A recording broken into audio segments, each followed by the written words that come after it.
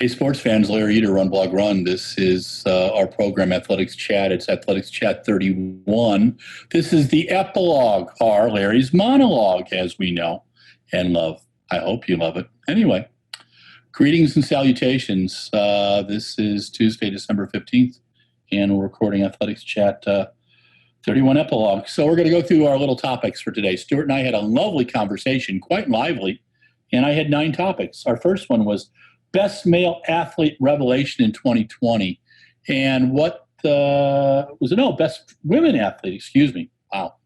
Best Woman Athlete Revelation in 2020. And the idea was to chat about who were the athletes who they may have been around for a while, but what was their thing in 2020? Who were the people that stood out? I talked about Shelby Houlihan. I talked about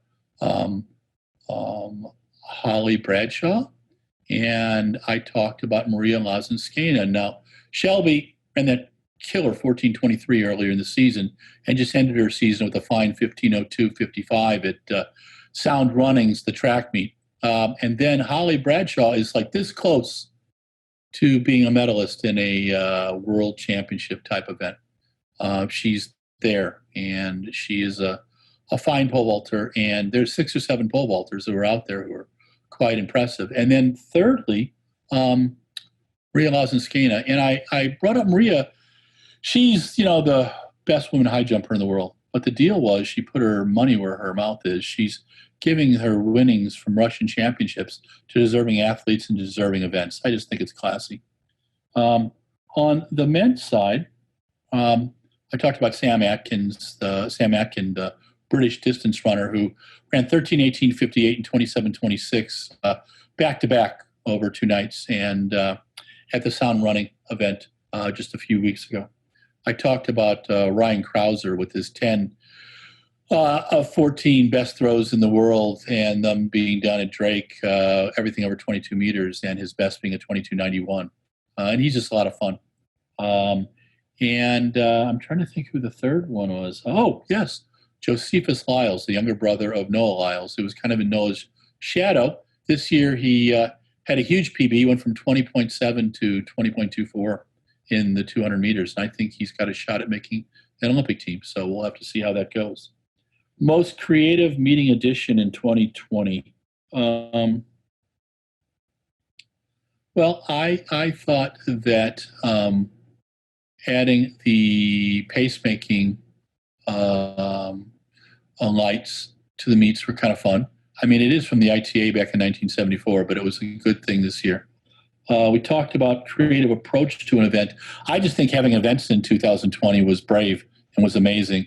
And our friend Jesse Williams has put on 3, perhaps 4 events this year.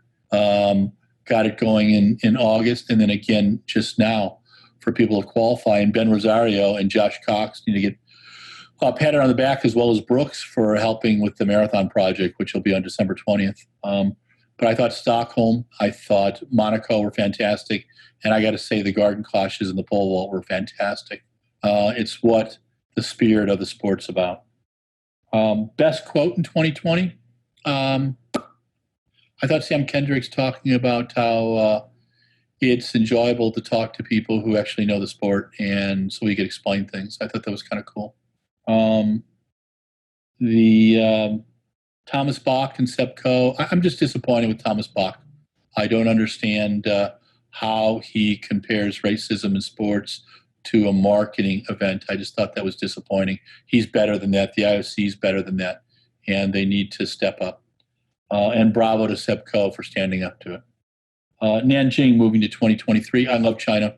I want to go back to China, but not in 2021 when we don't have this stuff done yet. 2022 is going to be fun. 2023 is going to be fun. I wish I could go to Toruń this coming year, but I just don't think it's going to happen. The vaccines are here. Well, kind of. Yeah, they're happening in the U.S. They're happening in other places too. I'll be going back to Wisconsin, probably getting one there, or the 2 parts there over a month, and I'll have to stay in one place for a while.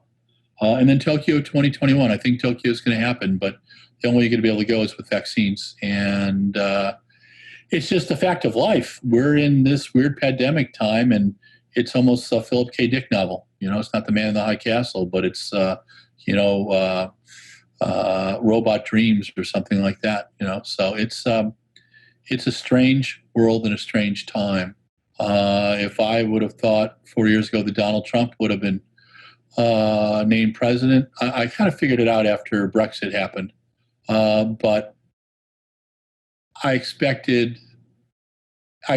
candidate to run for president to be presidential and not to divide the country. And that's what's happened. And that's just disappointing. And it's like a sci-fi novel. It's like a bad Philip K. Dick novel. And that's disappointing. But Tokyo 2021 is probably going to happen. We're going to get over this. I think we called on our better angels this year. Many people did. Some did not. But for most of us, we called on our better angels. And stay safe.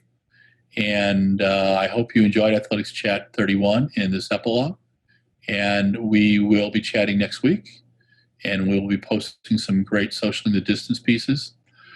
Thanks to Mike Deering for producing Socially the Distance and Athletics Chat. If you like us, sign up at Twitter, Facebook, and Instagram.